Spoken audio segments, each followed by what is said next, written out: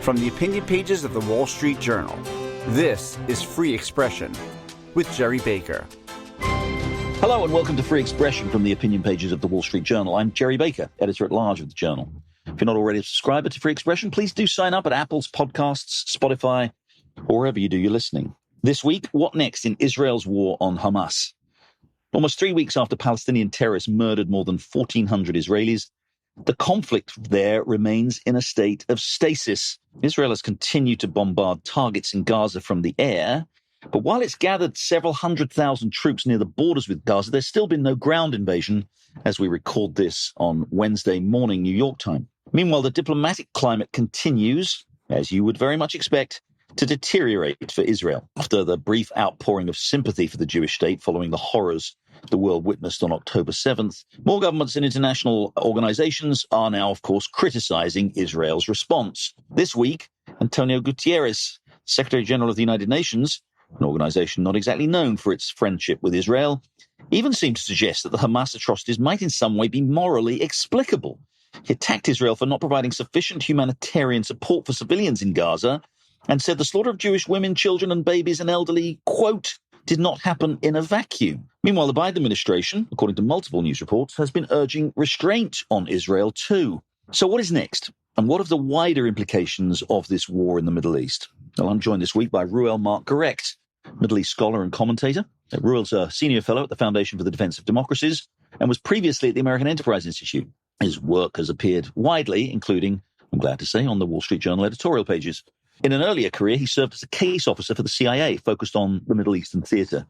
He's the author of several books, including The Wave, Man, God, and the Ballot Box in the Middle East. And Reuel Gerecht joins me now. Reuel, thanks for joining Free Expression. My pleasure. So tell us, if you would, what you think's going on. It's nearly 3 weeks now since these Hamas terrorist atrocities committed in Israel. Israel since spent that time largely confining itself to aerial bombardment of Hamas targets in Gaza. Meanwhile, the diplomatic environment, as everybody would have expected, sort of continues to deteriorate for Israel.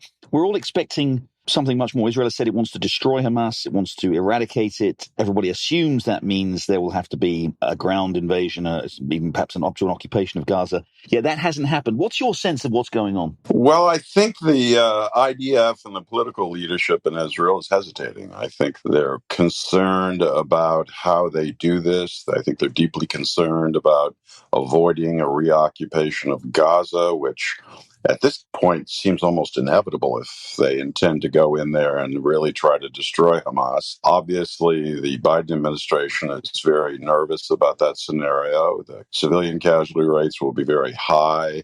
I don't think, even though some folks have sort of made felicitous comparisons to Mosul in 2016, the successful attempt to dislodge ISIS from that city in Iraq. I mean, that was a terrible, terrible battle. It lasted for months. I don't think anybody would want to repeat that. But I think the Israelis are staring at this and they're going, my God, how are we going to do this without it turning into a room by room by room bloody, slugfest? And I think that's why they paused. Does that mean they may not actually even do this, what everybody's been expecting? I mean, if that's the case, how do they achieve their objective of eradicating Hamas if, as you say, if it can only be done in these appalling circumstances, both for Israeli forces and obviously for civilians too, and inevitably for Israel's reputation internationally? Is it achievable? Is that objective, given all these challenges, achievable? Well, I'm skeptical that the objective of destroying Hamas is possible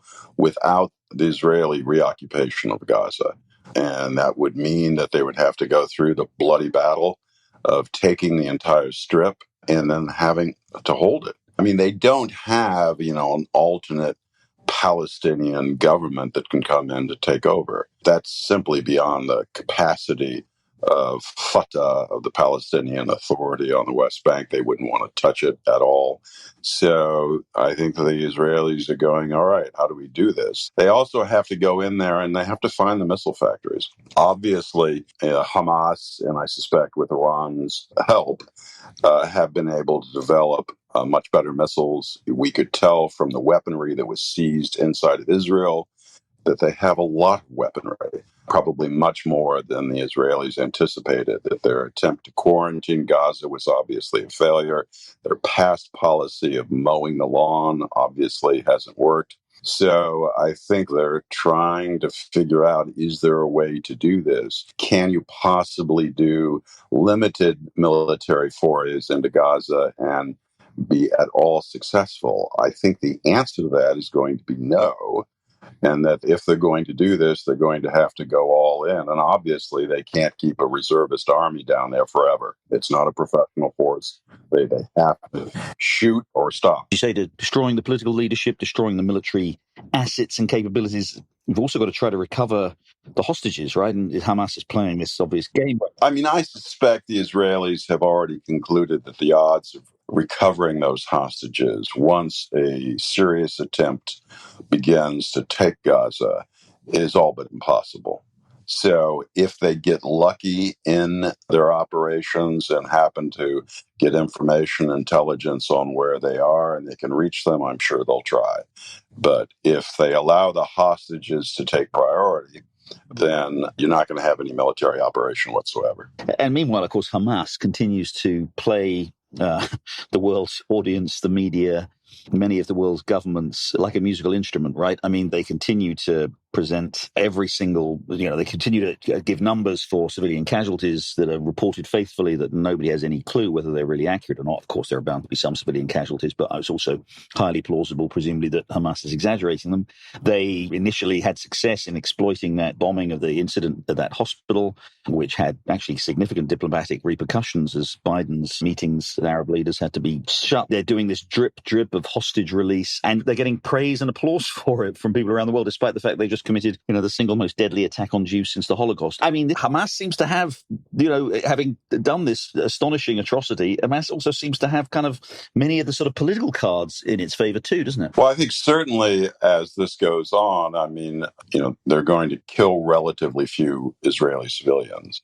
So Israel is going to have to, in all probability, is going to have to launch some type of deadly military operations. They have to continue the air raids. So it's going to be Palestinians who are going to be dying. This is going to play directly into Hamas's hands. Obviously, there's a great deal of global sympathy on what you might call the Western left for the Palestinian cause. That remains vibrant. So it's a very difficult PR game for Israel. That's why they have to, I'm sure that's one of the factors that has caused them to pause. I mean, Israel has changed too. So, the Israel of 20, 30 years ago isn't the Israel today. Some might say it's less Spartan. So it's got to consider those factors. And this is obviously a nightmare scenario that I don't think anyone in Israel had anticipated. So they don't have a guidebook for this. They are literally making it up each and every day. What are the diplomatic considerations here? And what do you think of the diplomatic activities that are going on? We know Qatar's been involved in some of these discussions about hostage releases, and Qatar plays a double game, but it is in a rather availing position given that it has the strong connections with Hamas, but also with the United States, and indeed is a country that Israel has been able to work with. But more broadly, maybe in the Arab world, I mean, is there anything at all, given the military challenges, what do you think is going on the diplomatic front now between Israel, the Arab countries, the United States? We've seen a lot of flurry of diplomatic activity. Where's that headed? Is there any chance at all that could produce anything of any value here? Nothing good. I mean, I think when they rely on back channel communications, it inevitably is going to benefit Hamas. It's going to play into the Iranian hand. It's going to sap will. I mean, Iran, for example, let's just take them and leave Hamas out of this question for a while, is as very accustomed to being admonished through back channels by the United States. It ignores those admonishments. Hamas has everything to gain through Qatar's intercession here. So it also enhances, I think, probably the fear for the hostages, which is quite understandable. But the more you allow that to intrude, the less likely you are to do anything strategically valuable. So if this becomes a tactical game where we continue negotiations, they'll dribble out hostages, then I think Hamas will score a significant victory. And I suspect Israeli willpower will evaporate. We're going to take a break there, but when we come back, I'll have more with Reuel Gerecht on Israel's war against Hamas and the wider war that may develop, perhaps, throughout the Middle East. Stay with us. You're listening to Free Expression with Gerry Baker. Don't forget, you can listen to the latest episode anytime on your smart speaker. Just say, play the Opinion Free Expression podcast. Now, back to Gerry Baker. I'm back with Reuel Gerecht of the Foundation for the Defense of Democracies, Middle East scholar. We're talking about Israel's war on Hamas and the wider battles ahead in the Middle East. About the United States, the Biden administration continues to be publicly very supportive of Israel. Biden has given several speeches now, including in Israel, in which he gave powerful expressions of support. But there are increasing reports, obviously, sort of that behind the scenes, diplomatically, U.S. officials are urging significant restraint. There's even been some reports in some places that they're cautioning against a ground invasion. I want to talk about the wider U.S. role here and the wider implications for the U.S. But what do you think, or from what you know and from the people you talk to, what do you think is the role that the U.S. is playing directly with Israel at the moment? Oh, I think without a shadow of a doubt, the Biden administration is encouraging caution on the part of Israel, that they don't want to see Israel go in full force into Gaza. So I think the recent piece that former President Barack Obama wrote is actually pretty reflective of where the Biden administration is now, and that is they want Israel to think of some other means to punish Hamas, that was something short of a land invasion of the Strip. Now, it's a very good thing that President Biden has sent in, two aircraft carrier groups into the region. But I would argue that the thing the United States ought to do is actually put down very firm red lines that affect Iran. That is to say very clearly, if Iran escalates, which I think it has to do, if Iran escalates and we see more missiles fly from Lebanon towards Israel, then the United States will attack Iran directly. Cut out the proxies. Go directly for the source. The Iranians have always feared escalation, so make them anxious. And I don't think we're at all there. I think we want to de-escalate. I think that's the official American position, is de-escalate whenever possible. I think that's exactly the wrong approach to take to this. You want to make people fearful that, in fact, you're going to get much more involved and that you're going to do the unexpected. What would it take, do you think, to get this administration to, at least a minimum, to up its rhetoric with regard to Iran? I mean, we've seen these reports. Again, we know what Hezbollah has been doing. We know how close Hezbollah is with Iran. We obviously know how close Hamas is. But we've seen these reports of direct attacks on U.S. forces in Syria. We had that episode of missiles being fired from Yemen, from sort of Houthis, again backed by Iran. Again, that was aimed at Israel, shot down by U.S. naval forces. I mean, you think that's what Iran is doing, like sort of provoking here and there, sort of prodding to just see essentially kind of how the U.S. responds? I mean, how much further does it have to go before the Biden administration does come out and say and issue that warning about escalation that you've just described? That's a good question. I mean, I think the Iranians have been probing. They always probe. And they probe because they are fearful of what the United States can do if it decides to do something. I think it's important to underscore this, that, Iran has spent a long time developing its axis of resistance. And there's a tendency, I think, amongst commentators to say the Iranians are always prepared to watch Sunni Arabs die, and Hamas is a Sunni militant Islamist movement, and Iran has an unlimited capacity to watch them die for the cause. I think everyone has to be careful about that. I think Iran wants to make the axis of resistance real. They want to expand it. They want to recover from the enormous damage that the Syrian civil war did to their cause, where they lost sort of the ecumenical appeal to Sunnis because they were helping the Assad regime in Syria slaughter hundreds of thousands of Sunnis. So I think you have to view this current war, as a means for Iran to sort of recover ground in the Middle East. So do they want to have the United States attack them directly? Do they want Israel to attack them directly? No. But I think they're willing to calibrate their aggression and escalate it significantly. And I think the objective for the United States and for Israel is to prevent them, deter them from doing that. Now, that isn't going to solve the Gaza question for Israel. Obviously, the Israelis are going to have to make up their minds. Are they going to go in there and kill as many members of Hamas as possible and take down the stockpiles and the missile factories? I don't think there's any end run around it. There's no pleasant way to do that. That's going to be a bloody mess. But that's one question. And then you have to answer, I think, the larger question is, what are you going to do about Iran? Because Iran's hand in developing Hamas into a weapon against Israel has been pretty profound in the last few years. The coordination between them, the coordination with Hezbollah and Lebanon has been intimate, and it's been increasing. I think the Israelis foolishly were ignoring it. The Americans were too involved with trying to get the Iranians to come back to some type of pay-as-you-go nuclear deal so they don't test an atomic device before the next presidential election in the United States. So I think we took our eyes collectively off the ball here, and the Iranians took advantage of it. What about Hezbollah? Let's talk a bit about that specifically. I mean, again, there have been these sporadic firings of rockets and missiles. Israel has taken out a couple of weapons bases there, it seems. And again, this looks exactly on the pattern you've described of Iran kind of probing. Is one of the fears for Israel and indeed for the US that an all-out assault on Gaza could be seized upon as an opportunity by Hezbollah in the north to really step up its attacks there, and Israel will find itself fighting on two fronts? I mean, and how realistic a probability do you think that is? I mean, I think it's a certainty that Hezbollah is going to step up attacks.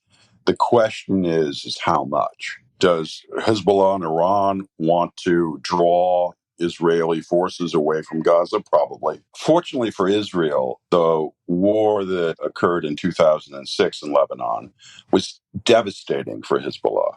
It's funny because you go back and you look at it, most Western commentary at the time saw that adventure as an Israeli defeat. That is not how Hezbollah saw it. So that lingering effect of that defeat for Hezbollah in 2006 is pretty profound. I think we would have seen a lot more Hezbollah activity if it had not been for the pain that Israel inflicted on that organization in 2006. But, Hezbollah lives to fight.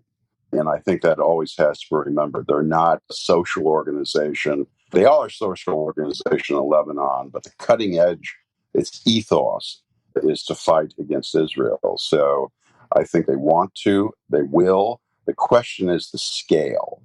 And I think for the Israelis and the Americans, the preeminent concern is to remind them how much pain can be inflicted upon them. And I think the United States and Israel have to sort of deny themselves wiggle room.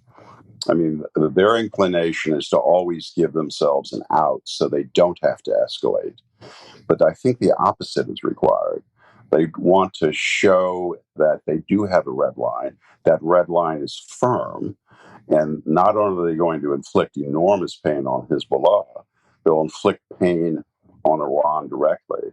Now, this is a problem for Israel to do it by itself because it simply doesn't have the material and manpower to do this. So that's why the United States' role on this is very important. And again, I compliment President Biden on bringing in the two aircraft carriers. The Iranians pay close attention to the U.S. Navy. They know how much damage the U.S. Navy can do to them.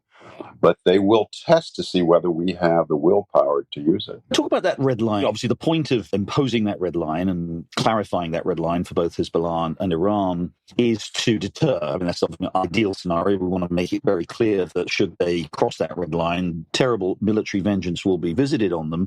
But obviously, to make that red line a reality, to make that deterrence a reality and a real possibility, you have to be clear about what you could achieve. We hear a lot about Hezbollah, 100,000 rockets, extraordinarily well armed, much better armed actually than Hamas in the south.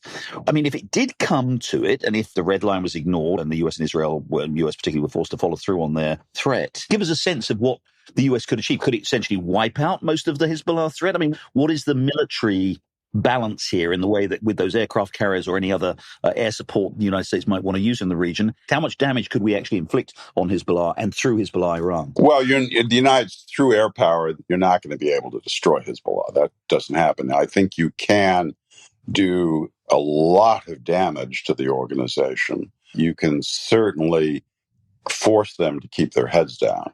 You think the tunnel system in Gaza is impressive. The tunnel system that has been built in Lebanon is much more impressive. So they have massive stockpiles that are, in some cases, probably 100 feet or more underground in fortified bunkers. So the Israelis don't have the penetrating weapons that can take those out. Only the United States does.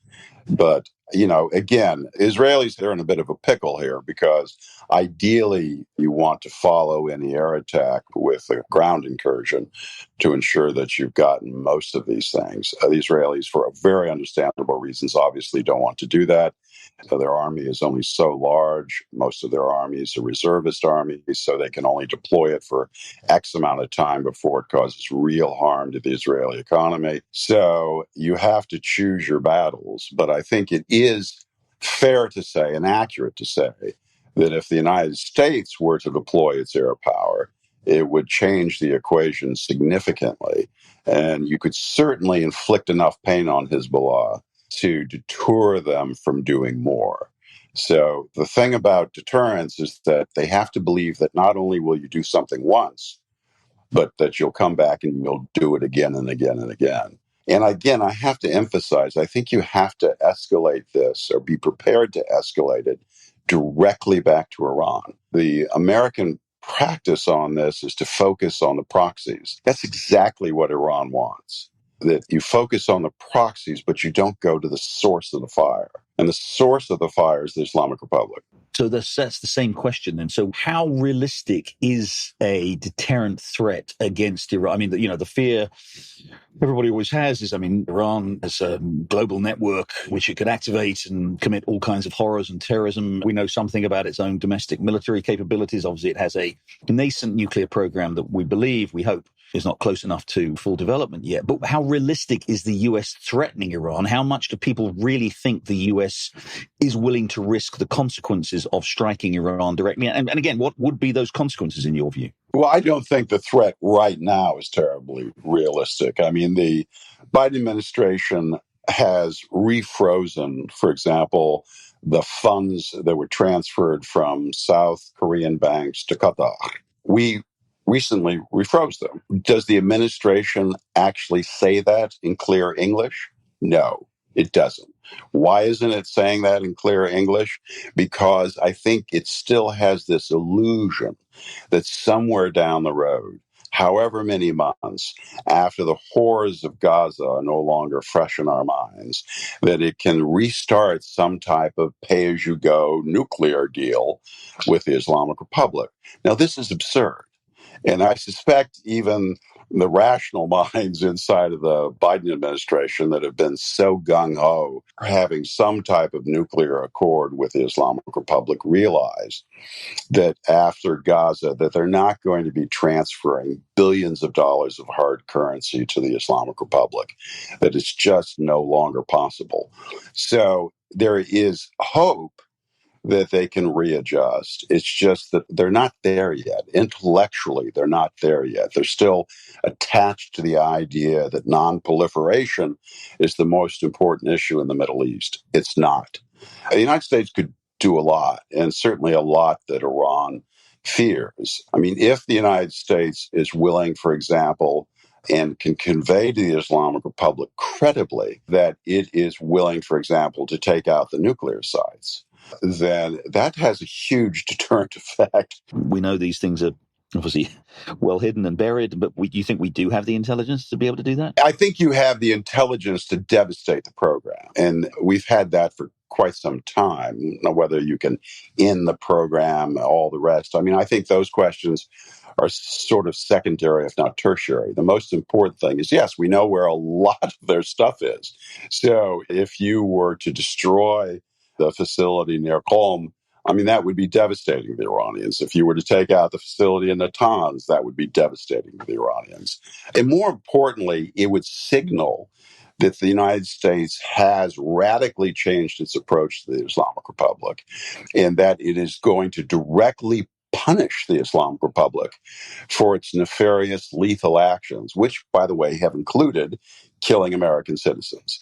But it requires a resetting of the way we have approached the Islamic Republic, I would argue, since 9/11, where we've actually tried to avoid conflict with them. Certainly since the discovery of their nuclear weapons program and the revelation of the nuclear weapons program in 2002. To be frank, I mean, the CIA was aware that they had a nuclear weapons program before 2002, but we didn't realize how far advanced it had gotten. But our attitude towards that, from Bush forward, George W. Bush forward, was to essentially not confront it, to not confront the Islamic Republic. They were mauling us in Iraq. Did the Bush administration ever once think about taking punishment back to Iran? No, it did not. The Obama administration obviously tried to establish a new modus vivendi. They thought they could reach out and somehow change the basic nature of the U.S.-Iranian relationship. It failed. That mentality, I think, somewhat diluted, fortunately. That mentality still exists in the Biden administration, that they just don't want to go there. I mean, you say this has been going on since 2011, but I do want to ask you a little bit about the domestic politics here. I mean, the Trump administration came in, immediately jettisoned the JCPOA. Famously, Trump ordered the strike that killed Soleimani, the sort of Iranian military hero. Do you think they're looking at where we are now? They see maybe a Biden administration that looks quite weak and looks very committed, as you've just described very well, to this kind of long-term dream of kind of somehow re-enlisting Iran in a kind of diplomatic denuclearization, de-escalation, which, as you say, is highly unrealistic. Do you think they look at that and they look maybe at what Trump did and they look at the possibility of another Trump administration? Again, I don't want you and I have our own reservations about Trump. We've discussed it many, many times. But do you think the sort of the differing approaches taken by the Trump administration, the Biden administration, the possibility that Trump will be back in a year or a little over, do you think that plays into the Iranian sort of thinking? It could. I mean, I think the Iranians are probably focused on the here and now. I suspect that, say, let's just assume that Trump wins the presidential election in November 2024. I would expect the Iranian reaction would be to accelerate the development of the nuclear weapon, because Trump is, if nothing, perennially unpredictable. So you don't know what he would do. He might bomb Iran. He might try to get President Ibrahim Raisi on the telephone and offer him the deal of the century. He might completely ignore Iran and offer Saudis, a whole nuclear infrastructure with local uranium enrichment. I mean, one doesn't know what Donald Trump would do. From the Iranian perspective, that is actually concerning. I do think they would fear the possibilities of a Trump administration because it is less predictable. And certainly Trump's surprising attack on Qasem Soleimani, the head of the Revolutionary Guard's Quds Force, which is the organization that does the most nasty things abroad, that shocked them. They had not anticipated that. And I think the United States benefited from that enormously in the region. But these things wear off. So you have to constantly renew your awe. And the Americans don't like doing that. They don't even like thinking about awe. But, in Persian, the word for awe is hebat. It's an incredibly important concept, because if you're going to have power, your power has to be unchallengeable. And that's what it means, awe. And the United States has to restore it, because the Iranians will probe, and they have to see that if they probe us, they will get hit. And not only will they get hit, they will get hit disproportionately. But that's something very difficult for the United States. We're uncomfortable with using that type of power politics. It's not very American. Back to Israel. Again, whatever happens over the next few weeks and months with the military campaign that Israel must obviously pursue, and whatever happens and however the US gets involved and however it has wider regional implications. Back to the question of the Palestinians. Netanyahu has been following this approach of doing these deals with Arab countries, kind of putting as he likes to put it, turning inside out the traditional thinking about the Palestinians, that is, that you can't get peace with the Arabs unless you get a resolution with the Palestinians. He's turned it literally the other way around. We've seen, and again, as we see the kind of broader public opinion reaction to what Israel is doing, the sympathy that exists in much of the world, in the region, in Europe, and even as we've seen among younger people in the United States here for the Palestinian people. This is obviously $64,000 question that we've been asking for the last 50, 60, 75 years. Is a two-state solution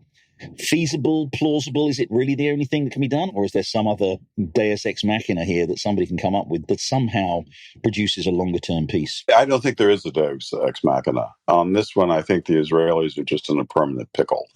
I mean, a two-state solution, I don't think it's ever been viable. But even if you want to assume that there was a chance back in the late 1990s and Yasser Arafat threw it away, we're never going back to that. There's just been far too much violence, the intifadas, the problems with the PLO, the Fatah, the Palestinian authorities. I mean, the two-state solution isn't viable. The one-state solution isn't viable. I think the only alternative the Israelis have is essentially the very unsatisfying status quo of them maintaining some type of dominion over the Palestinian territories, which is something they don't want. And obviously, that is very abrasive for folks in the West. It offends, I think, against sort of a liberal idea of basic human nature that you can't have one people rule over another. That's imperialism. There is no solution to this, that there is no two-state alternative. There's no one-state alternative. The only alternative they have is an unpleasant continuation of the status quo, except they're going to have to intrude more often. I mean, I think that Gaza has shown that if you're not present, if you're not there, you're going to have organizations like Hamas build up missiles, stockpiles, and be in a capacity to attack you and create, mayhem. So I don't see this as a new beginning for Israeli-Palestinian relations. I think it tells, or should tell everyone, that Israel is going to have to become much more present in the Palestinian territories, not less. Well, on that note, Reuel Gerecht, thank you very much indeed for joining Free Expression. My pleasure. Well, that's it for Free Expression this week. Thanks very much for joining us. Please do join us again next week when I'll have another discussion about one of the big issues shaping the world today. Thank you very much for joining us. Have a great week and goodbye.